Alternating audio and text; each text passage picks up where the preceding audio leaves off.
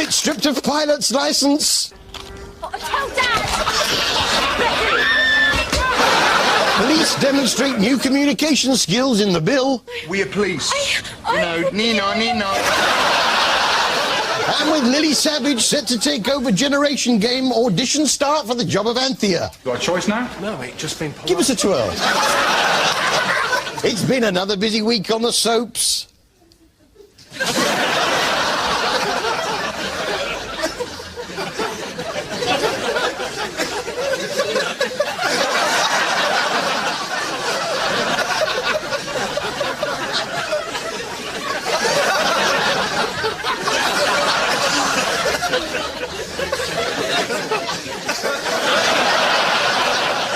Let's see what's happening through the arched window.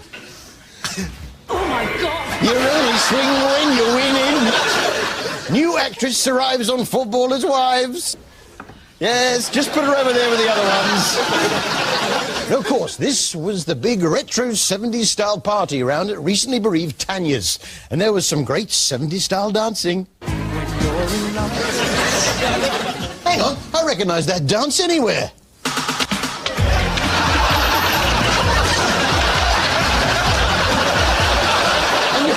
Me, you're giving someone a hug, then as your head rests on their shoulder, something else enters your mind. Thank you for having faith in me. Oh, I haven't turned the grill off. Come here. Let's get round to bleeding those radiators. Kyle! Thank you. Whatever happened to Normski? This week on EastEnders, it was as if the viewers got to write the lines themselves. Don't you ever shut your mouth! You're driving me mad! Your voice going on and on and on! I've been flapping you for a long time! I couldn't have put it better myself. That fire looked pretty cheap, though, didn't it? We've got hold of the first take.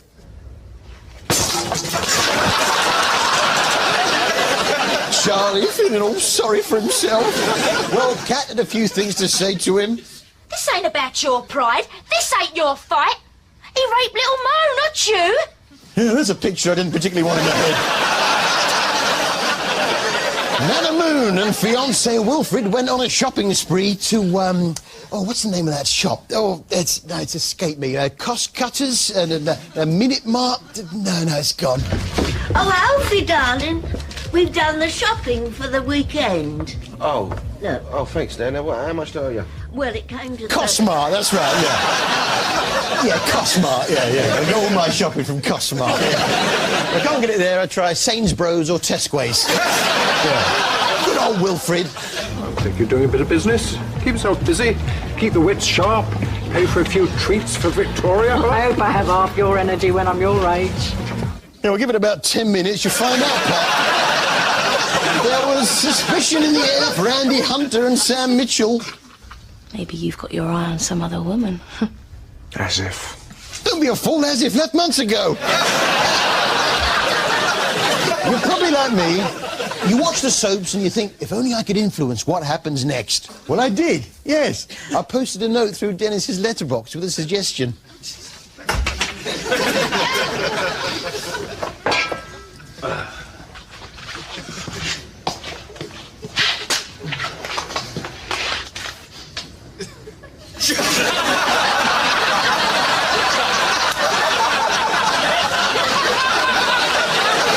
I don't suppose it would have worked.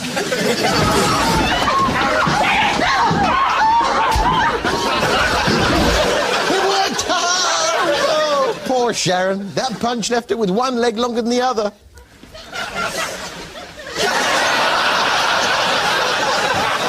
Here, ever wondered why video dating never works?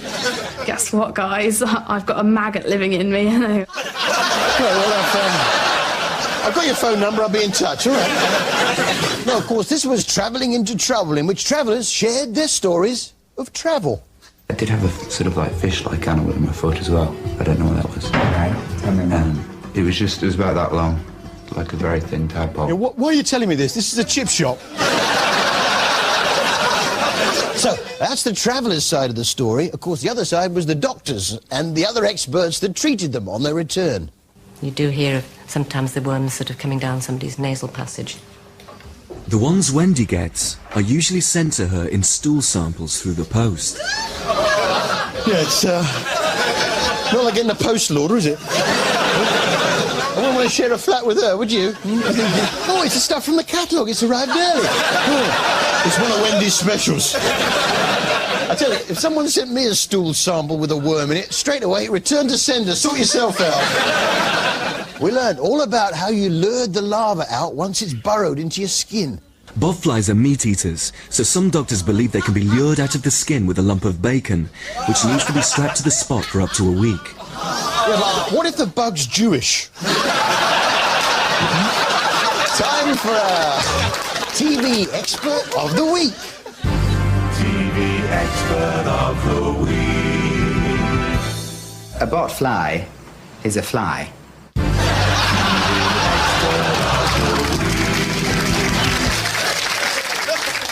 Ice alert now, and the lengths some people will go to avoid going to the nail bar.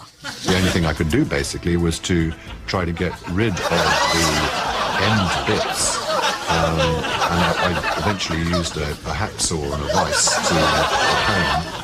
to cut them off. See, to combat the cold, I recommend Ready Brek for breakfast, like this lizard. Meet secret agent Dragon Lizard. Yes, it's Dragons Alive, the new nature programme on BBC One focusing on lizards. Not really dragons, are they? All those people from club reps who tuned in thinking they were going to see fire-breathing dragons are going to be very disappointed. Shame. It's the hard sell. They've got to make the lizards seem interesting. Give them names. For instance, the Jesus Christ lizard. It's just like Jesus Christ. This is the basilisk, and he's not known as the Jesus Christ lizard for nothing. Matthew, Mark, wait for me! Here. I'll get the loaves, you get the fish. Then there was the James Bond lizard. Now, we all remember the James Bond theme, don't we? Obviously, the makers of this show tried to get the original theme, but couldn't get permission or didn't want to pay for it. This is the James Bond of the lizard world.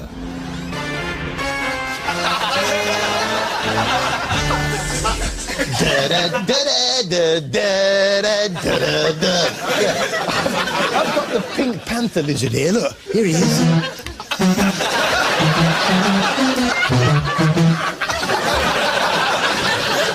You know, they may be the strongest argument around for eugenics, but I've grown rather fond of the club reps. But the happy band of reps are being broken up.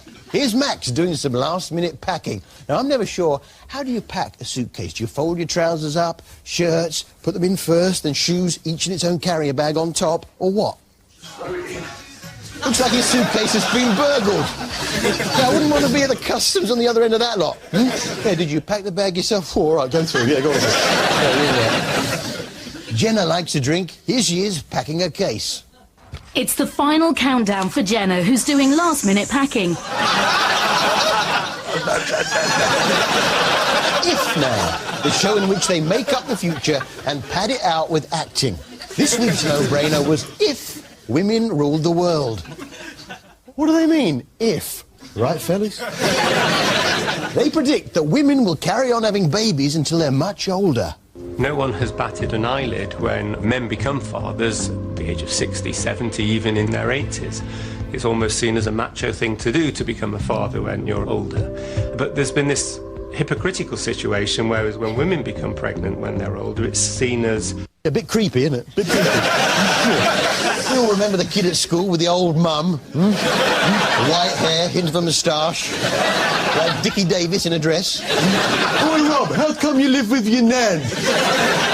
This show, they extrapolate huge consequences from the tiniest small print. They're entirely female. There's even lizards that are entirely female. There are fish that are entirely female. Potatoes, completely female. Potatoes are female, therefore women take over. Indeed, there are some mammals, some voles, which have actually lost the Y chromosome altogether. Voles lost the Y chromosome, women rule the world. They're working on a new one. What if TV continues to get worse?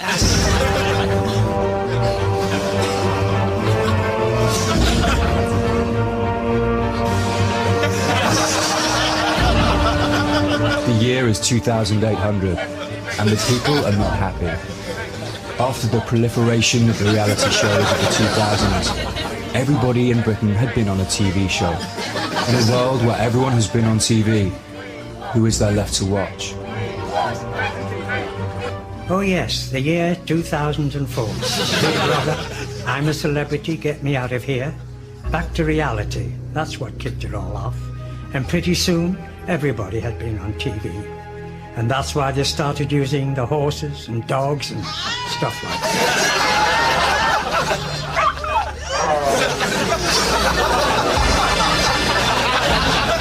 Then, of course, Wellard got the Director General job. Listen, Panorama is safe. But let's go back.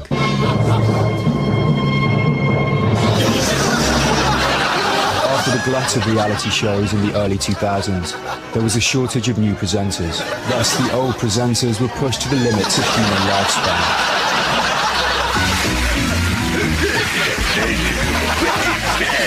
It's really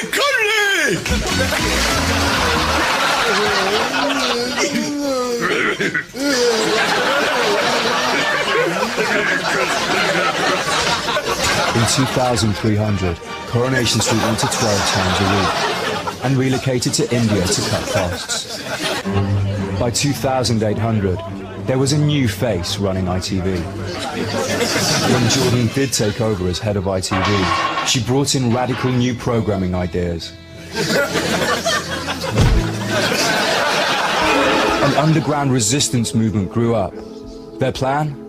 To destroy all TV and start again. Yes, a table for 12, please. For 6:30, thank you. Wonderful. A table was booked at the Ivy and anonymous invitations made to the TV executives. Little did they know, the restaurant had been booby-trapped. With no one knowing how to run it, TV died out. It had to go back to the most basic form imaginable, the most primitive type of entertainment. Darling, I'm just throwing out some of great-great-great-granddad's stuff.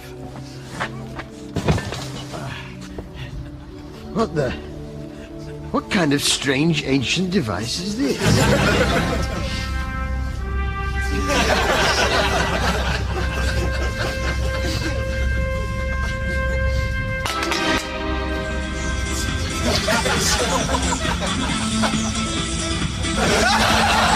This looks good.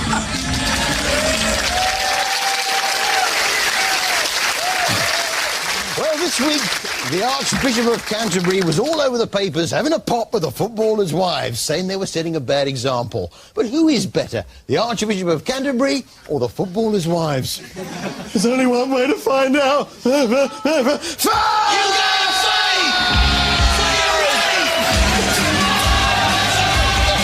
See you after the break. Go on, your Grace.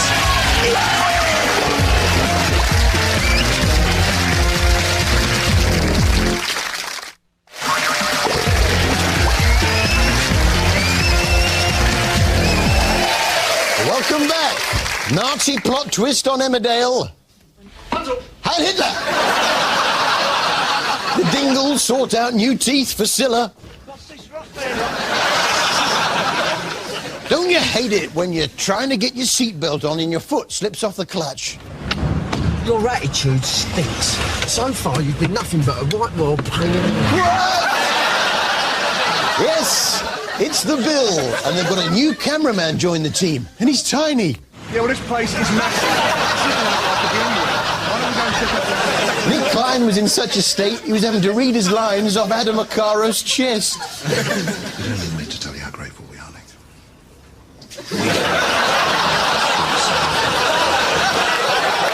But the big discovery on the Bill this week was a secret doorway to Holby City.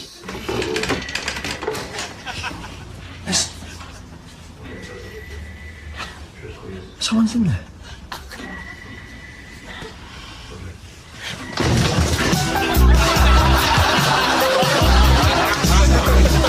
Taxi nights now, in which we follow the activities of everyday taxi-driving folk. Oh, joy. We met Dave McCormick, who drives an interesting model of car. Yeah, just check the lights now. That daft disco ball. People... It's the Ford nightclub. It makes them feel as if they're continuing the night. Something that makes them feel as if they're being looked after. It's like the smallest nightclub in Manchester. Yeah, you are quite limited in the amount of dancing you can do in the world's smallest nightclub. Yeah, it's pretty much that, yeah. Yeah, you're limited to that, pretty much. Oh, what a night! It was late December back in '63. Was a drunk singing, brilliant fun. Maybe he just picks up tiny people. Let's have a look at what's going on in the back seat. Yeah, there they are, look. Of course, the main problem with calling your car the world's smallest nightclub, you can't really complain when the punters use the ashtray as a toilet. Yeah, what's another use for an incubator? That's right, use it as a desk. Emmerdale. Yes, some of the cast actually watch it. I just don't see why they have to say everything in a daft voice. It's Emmerdale! Sammy Dingles decided to apply for his old job back. What are you doing, Sam? I'm trying to get my job back. I've got to write a CV. Yeah, there's a CV I'd like to see. Yeah. We've got it here, look. There we are. Sam D's CV. Bit at the top, and just a whole lot of craning underneath. Yeah. And with a CV like that, I think he's in with a very good chance of a job at Dixon's. Of course, it was Poetry Week. I try so hard to lose some weight, but walnut chocolates, those tricks of fate, undermine my good intent. I can't even give them up for Lent. So I must face a truth so bleak. My will is strong, but my won't is weak. Stop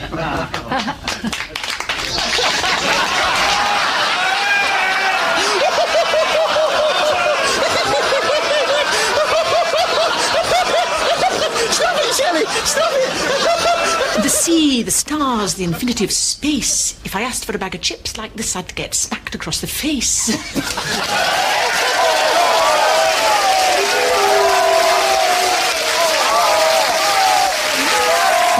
The stars, the infinity of space. If I asked for a bag of chips like this, I'd get smacked across the face.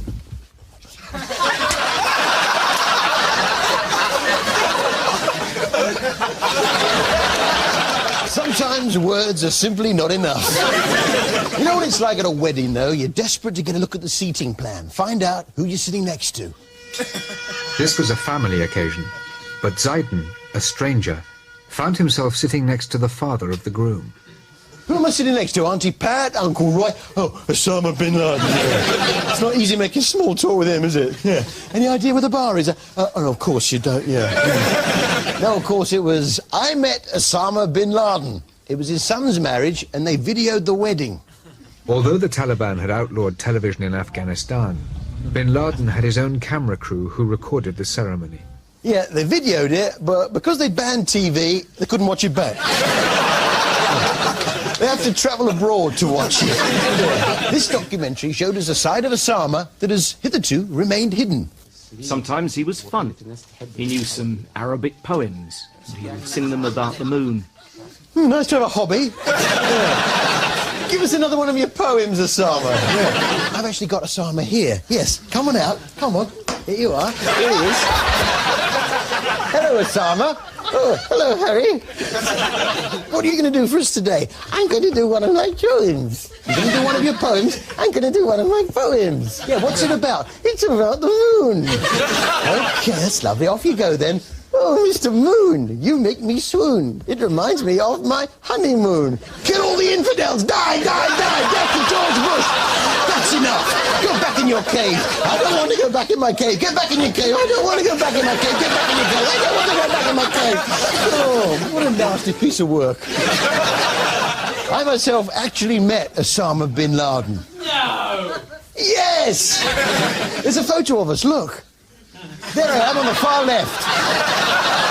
Yeah, I used to sell him encyclopedias. Yeah, he'd buy anything, yeah. His was the best better-wear patch in Kabul. He'd always buy a couple of mops, a washing up brush or a chamois. Ah, happy days.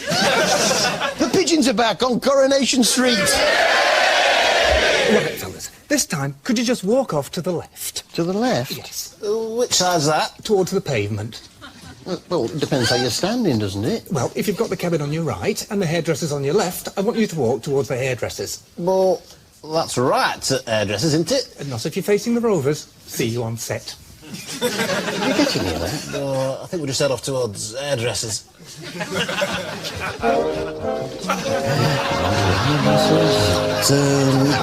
Where the hell are you going? You said right. That's left, you boy. The problem they've got... Oh! The problem they got down at Corrie, the show could only last half an hour, so if it starts off slowly, they have to make the time up elsewhere. Oh, I just need to let my hair down and be with somebody I can talk to without having to work all the time at being nice and being careful not to say the wrong thing, but then being even more careful not to say what he wants me to say, because if I do, he'll have the church booked and I'll be walking down the aisle wondering how I'm going to get out of this room.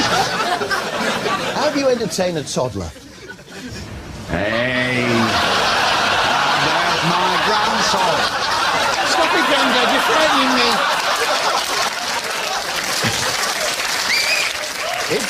It's a father and son team, and Ashley has an important role in the running of the shop. You going out? I was changing display in shop. Just the window for the Easter display. I can't wait to see it. People come from miles around to see the wonderful Easter display in the butcher's shop. A couple of jars of relish, some dead birds, and there's the Easter bunny, look. Charming, eh? Wait a minute, those dead birds. It's not. It's the pigeons. Well, as is the last show in the series, what better way to finish off than to remember the many faces of Fred Elliott?